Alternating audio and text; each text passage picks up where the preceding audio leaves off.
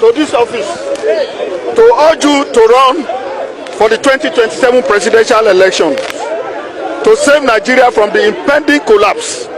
Welcome back to our channel, your home for the most exciting news and the biggest political gists from across Nigeria.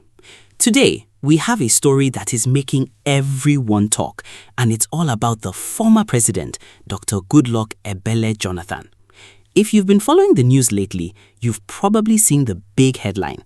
A major group is pushing him to join the 2027 presidential race. And wait for it, there are even rumors that he might pick up a PDP form this very Monday. Now, let's dive into what is actually happening. Recently, a group called the Coalition for Jonathan 2027 went to visit the former president at his office in Abuja. They didn't go there just for tea and snacks. They went there with a very clear message. They told him that they believe he is the man who can bring everyone together and move the country forward. They feel his experience and his calm way of doing things are exactly what we need right now. But what did Dr. Jonathan say? You know him, he is always very careful with his words. He didn't just say yes or no. Instead, he told the crowd that running for president is not a computer game. That's a very smart way to put it. He explained that a big decision like this needs what he calls wider consultations. This means he wants to talk to many people, listen to different leaders, and think very carefully before he makes a move. Before we go deeper into this gist, I want to remind you to please hit that like button right now. It helps more people see this video. And if you haven't subscribed yet, what are you waiting for? Click that subscribe button so you never miss out on the latest gist. Now, back to the big question. Is he really picking up a form on Monday?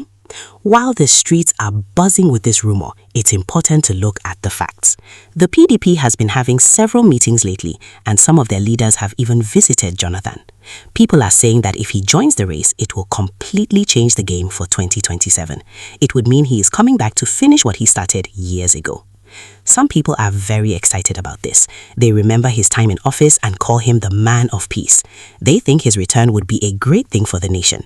On the other hand, some people are wondering if it's better for new and younger leaders to take the stage. It's a huge debate happening in every corner of the country, from Lagos to Kano. Imagine the scene at the PDP headquarters if he actually shows up on Monday to get that form. It would be a historical moment. But remember, in politics, things can change in a heartbeat. Whether he decides to run or stay as a global elder statesman, this news has definitely set the stage for a very interesting journey towards the next elections.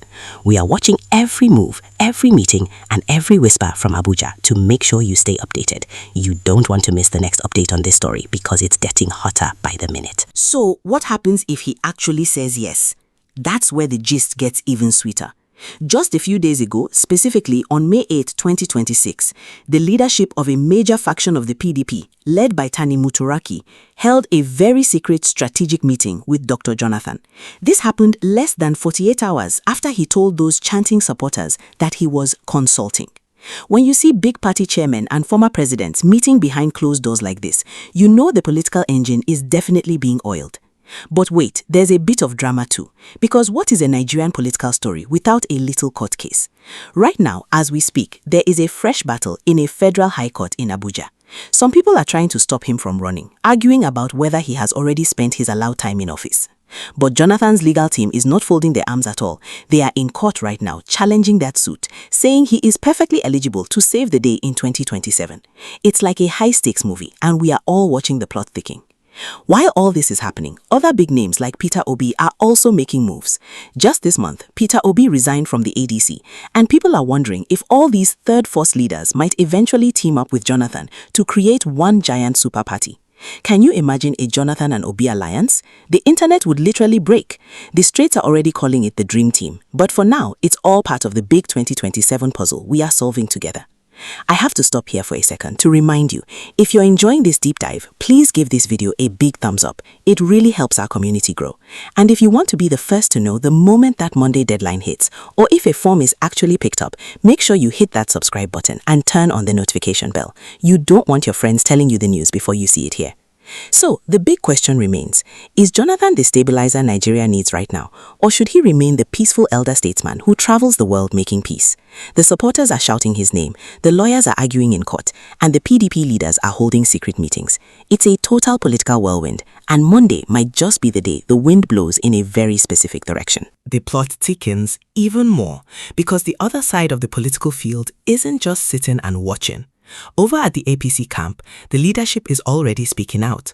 They've made it clear that they are sharpening their own tools for 2027. Just last Thursday, May 7, 2026, the APC national chairman mentioned that their party is focused on consolidating its power and picking the strongest candidates to keep their momentum going. It's almost like a professional chess match. Every time a rumor about Jonathan pops up, the other side makes a move to show they are ready for the challenge. And here is something really interesting for our obedient family and other supporters. Jonathan has also been meeting with Southeast political leaders, including Peter Obi himself. These meetings, which happened just late last month, have sparked even more gist.